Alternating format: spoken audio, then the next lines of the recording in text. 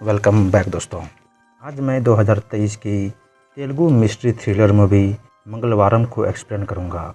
तो बिना time waste किए वीडियो को शुरू करते हैं। तो कहानी की शुरुआत में हमें 1986 का समय दिखाया जाता है, जहां रवि और सैलू नाम के दो दोस्त दिखाए जाते हैं जो कि साथ में पढ़ा करते थे और वो दोनों एक दूसरे के पक्के दोस्त थे। वो दोनों एक बगीचे से आम चुरा कर भाग रहे होते हैं और तभी रवि सैलू को एक काजल की डिबिया देता है और उसे बताता है कि यह काजल वो महालक्ष्मी के मंदिर से लाया है। सैलू अपनी नानी के साथ रहा करती थी क्योंकि उसकी माँ की मौत हो गई थी और उसके पिता ने दूसरी शादी कर ली थी, इसलिए उसने सैलू को अपनी नानी के पास में छोड़ दिया था और वो हर हफ्ता अपने दूसरे वाइफ और बच्चे के साथ वहाँ पर आता था ताकि वो उसकी नानी का प्रॉपर्टी में हिस्सा मांग सके। उसकी नानी उससे कहती है कि वह प्रॉपर्टी सैलू की है और वो उसे प्रॉपर्टी नहीं देगी, जिसकी वजह से उसे बहुत ही गुस्सा आता है और वो अपने वाइफ को लेकर वहाँ से चला जाता है। ये देखकर सैलू महालक्ष्मी के मंदिर में जाकर बहुत रोती है और रवि वहाँ पे आ जाता है उससे मिलने के लिए और उससे कहता है कि वह चिंता ना करे, सब कुछ ठीक हो जाएगा। तभी रवि का बाप वहाँ पर आता है और उसे घर भेज देता है। सैलू को गलत वे में टच करता है और उससे कहता है कि वह उससे मिलने क्यों नहीं आया करती। इससे हम जान पाते हैं कि वह सैलू के साथ बहुत ही गलत काम क्या करता था। रात को सैलू को खबर मिलती है कि रवि के घर में आग लग गई और वो जब जाकर वहाँ देखती है तो उसे पता चलता है कि रवि और उसके पिता उसी आग में जलकर मर गए हैं। सैलू ये जान के बहुत ही रोती है क्योंकि उसका बेस्ट फ्रेंड अब मर चुका था। उसके बाद हमें 10 साल के बाद की कहानी दिखाई जाती है, जहाँ पे हम एक औरत को देखते हैं जो कि अंधेरी रात में दौड़ रही होती है और उसके पैर की झंकार बहुत ही ज़ोर से सुनाई दे रही थी। उसके दोनों हाथ और सरों पे दिया जल रहा होता है, जिसकी ज्योति बिल्कुल नहीं बुझ रही थी और वह बहुत ही रफ्तार से भाग रही थी। अगली सुबह जब गांव वाले उठते हैं तो दीवार पर कुछ लिखा हुआ पाते हैं और उसी गांव में काशी नाम का एक बंदा रहता था जो कि पढ़ा लिखा था और उसका दोस्त फूली अपनी आँखों से देख नहीं पाता था। फूली उससे पूछता है कि वहाँ पे क्या लिखा है और वह उसे बताता है कि वहाँ पे 2 लोगों के नाम लिखे हुए हैं जो कि रिलेशनशिप में है, वह भी शादीशुदा होने के बावजूद भी। जिस बंदे की बीवी का नाम वहाँ पे लिखा होता है, जब वो वहाँ पे जाता है तो वह उससे बहुत ही ज़्यादा गुस्सा आता है और वह तुरंत अपने वाइफ को जान से मारने के लिए जाता है।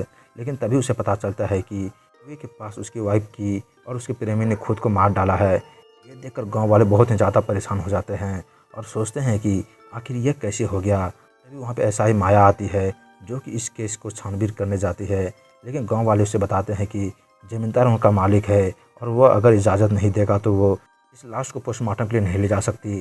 तभी ज़मींदार वहाँ पे आता है और वह एसआई को उन लाशों को ले जाने से मना कर देता है।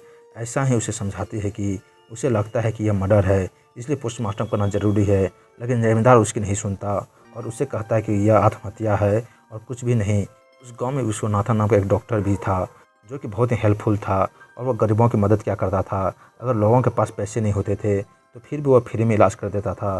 3-4 दिन बाद गाँव में शादी होती है, सभी लोग उस शादी में आए होते हैं और वहीं पर गुर्जा नाम का एक बंदा होता है जो कि कहता है कि उसे लगता है कि शायद शिवा ने यह मर्डर किया है। शिवा वहाँ का फोटोग्राफर होता है जो कि शादी में आया हुआ था। वो अपना नाम सुन के गुर्जार से लड़ने लगता है, जिसकी वजह से पूरे गांव में हाथापाई होने लगती है। तभी वहाँ पे ज़मींदार की बीवी आती है तो सभी लोग ऐसा प्रिटेंड करते हैं कि वहाँ पे कुछ हुआ ही नहीं है और ज़मींदार की जो बीवी थी वह हमेशा पूजा पाठ में लगी रहती थी, इसलिए वहाँ के लोग उसे बहुत ज़्यादा इज्जत देते थे। इधर महालक्ष्मी के मंदिर में जो पंडित था वो अपने वाइफ से कहता है कि मंदिर एक मेला ऑर्गेनाइज करने वाला है, लेकिन उनके पास कोई भी पैसा नहीं है। वो पैसा मांगने के लिए ज़मींदार के घर जाता है, लेकिन ज़मींदार उसे मना कर देता है और उससे कहता है कि उसे भगवान में विश्वास नहीं है।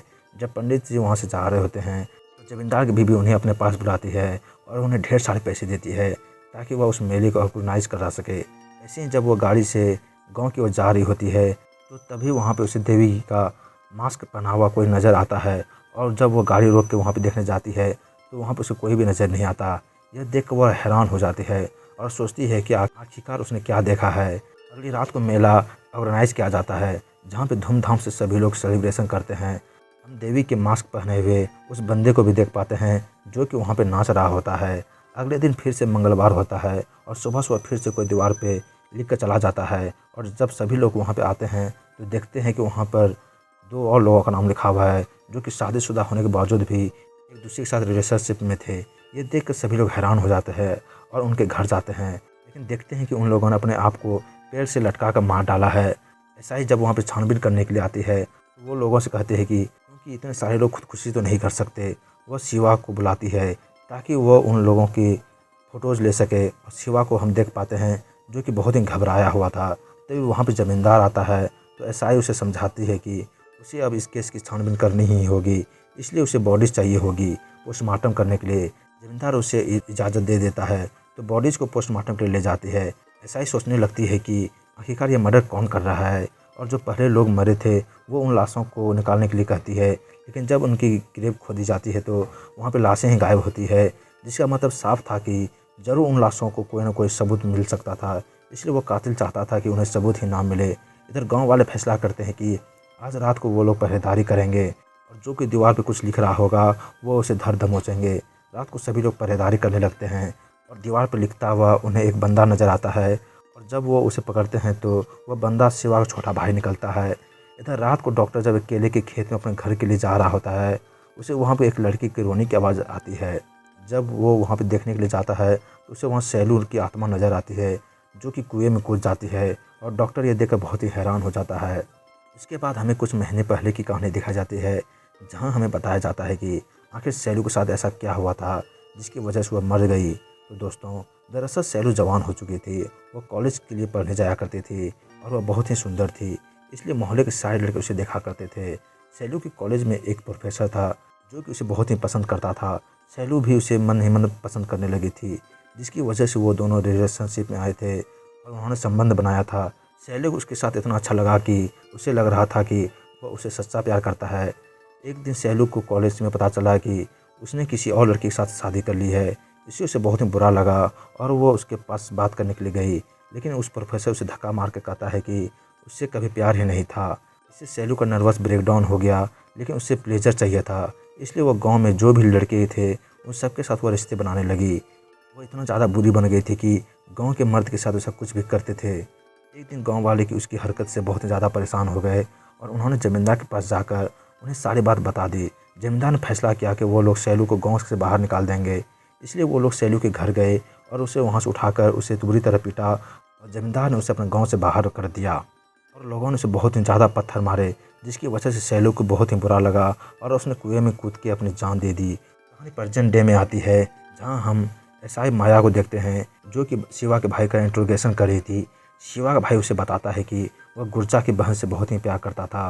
उसे लगा था कि अगर उन दोनों का नाम लिख देगा तो गुर्जा उसकी बहन से उसकी शादी करा देगा, इसलिए वो लिखने के लिए गया था, लेकिन वो पकड़ा गया। लेकिन उसने ये सारे मर्डर नहीं किए। एसआई जब उसकी राइटिंग मिलाती है तो उसे पता चलता है कि वह कातिल नहीं है, इसलिए वह उसे वहाँ से जाने के लिए देती है। अब अगले मंगलवार को रात को फिर से ये लोग पहरेदारी में लग जाते हैं, जो कि दिए लेकर बहुत ही ज़ोर से भाग रही थी। एक आदमी जब उस लेडी को सामने आता है, वह देवी का रूप देखकर बहुत ज़्यादा ही डर जाता है, इसलिए वो तुरंत वहाँ से भाग निकलता है। वह गांव में सबको बताता है कि उसने स्वयं देवी को देखा है, लेकिन कोई भी उसकी बात पर विश्वास नहीं करता और उससे कहता है कि वह सिर्फ उसका वहम होगा।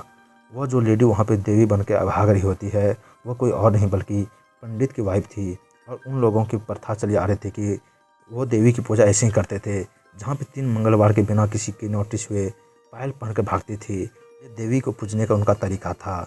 इधर गांव में डॉक्टर बिना किसी के नोटिस हुए दीवार के सामने आता है और वो वहाँ पे चौक निकाल कर दीवार पर लिखने लगता है, और तभी वहाँ पे एसआई आ जाती है। लेकिन तभी वहाँ पे एसआई आ जाती है और उसे पकड़ लेती है, और वह उसे कहती है कि उसे उस पर बहुत पहले से शक था, शायद वही ये सब कर रहा था और वह सबसे ज़्यादा शरीफ इंसान बनने की कोशिश कर रहा था। और वह उसे कहती है कि उसने ही सबको सबसे पहले बताया था कि उसने सैलू की आत्मा देखी है, लेकिन वह जानती है कि वह झूठा था और कुछ भी नहीं। डॉक्टर ये सब सुन के समझ जाता है कि अब उनका भंडा फूट चुका है, इसलिए वो अपने बैग से सुई निकालता है और उसे इंजेक्ट कर देता है, जिससे एसआई बेहोश हो जाती है।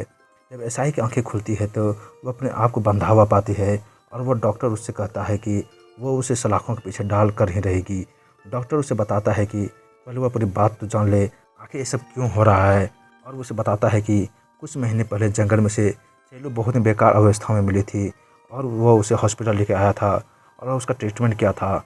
सैलू बहुत ज़्यादा ही डरी हुई थी, इसलिए वह उस लेडी डॉक्टर के पास ले गया।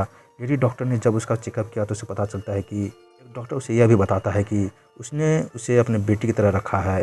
सैलू भी उसे अपने पिता की तरह मानने लगी थी और उसका ख्याल रखती थी। इधर जब शिवा जंगल में उस लिखने वाले को ढूंढ रहा होता है तो उसके सामने वह मास्क मैन आ जाता है, जो कि उसे लड़ने लगता है। शिवा उसे स्टेप कर देता है जिससे उसके पेट से खून निकलने लगता है, लेकिन तभी वो वहाँ एक त्रिशूल उठाता है और वो उसके शरीर पर आर पार कर देता है, जिससे शिवा की वहीं पे मौत हो जाती है। इधर डॉक्टर एसआई को बताता है कि शैलू बहुत ही ज़्यादा परेशान हो गए थे और वह बुरी तरह अकेले थे और उसे एक साथी की ज़रूरत थी।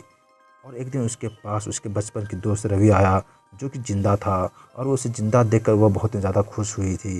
रवि उसे बताया कि एक दिन उसने उसके पिता की करतूत देख ली थी, जो कि उसे बहुत ही गंदी तरह टच किया करता था।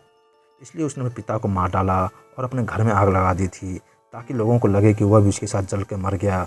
और वह तभी से वह साय की तरह उसका पीछा कर रहा था और वह देवी मंदिर में ही रहा करता था, और जो कुछ भी उस देवी को चढ़ाता वह उसी भोजन को खाता था।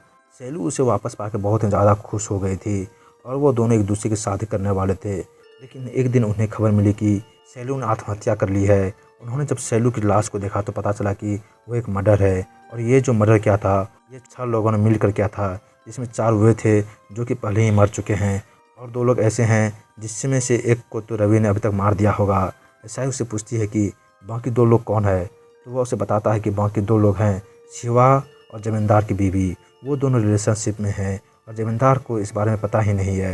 ऐसा उसे कहती है कि उसकी बीवी बहुत ही अच्छी औरत है, लेकिन वह उसे कहता है कि उसने जमींदार से शादी सिर्फ उसके पैसों के लिए की है, और वो गांव वालों के सामने नौटंकी करती है शरीफ बनने का। डॉक्टर उसे यह भी बताता है कि शैलू ने अपनी आंखों से जमींदार की बीवी और उस फोटोग्राफर शिवा को एक साथ देखा था, और ये बात किसी को पता न चले, इसलिए उन 6 लोगों ने मिलकर शैलू को जान से मार डाला। हम वहीं पे बाहर जमींदार को देख पाते हैं, जो कि ये सारी बातें सुन रहा था, और वो अपने घर जाकर अपनी बीवी को जलाकर मार डालता है।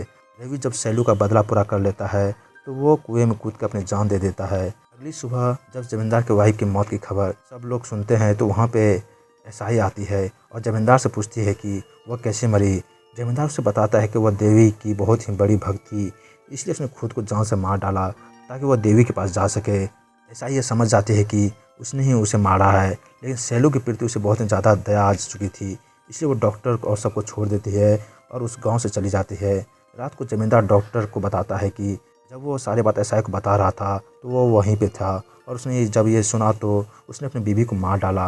और वो उससे पूछता है कि जब शैलू मर चुकी थी तो उन्हें कैसे पता चला कि उन्हीं 6 लोगों ने शैलू को मारा है। डॉक्टर उससे कहता है कि उन्हें पुली ने ये सब बताया है। पुली गाँव वालों के सामने देख नहीं पाता था, लेकिन सच्चाई यह थी कि वह नाटक करता था ताकि उसे कुछ पैसे खाने के लिए मिल सके। वह बिल्कुल नॉर्मल था और वो देख सकता था, और वो उस समय उसी जंगल में था जब वो लोग मिलकर शैलू को मार रहे होते हैं, और उसने सब कुछ अपनी आंखों से देखा था और डॉक्टर के आने के बाद उसे सब कुछ बता दिया था। इसलिए डॉक्टर और रवि ने मिलकर यह प्लान किया और सबको मार डाला। तो दोस्तों, वीडियो आज सबको कैसी लगी? वीडियो को लाइक कमेंट करके ज़रूर बताएं और चैनल को सब्सक्राइब जरूर करें। मिलते हैं नेक्स्ट वीडियो में, तब तक के लिए धन्यवाद।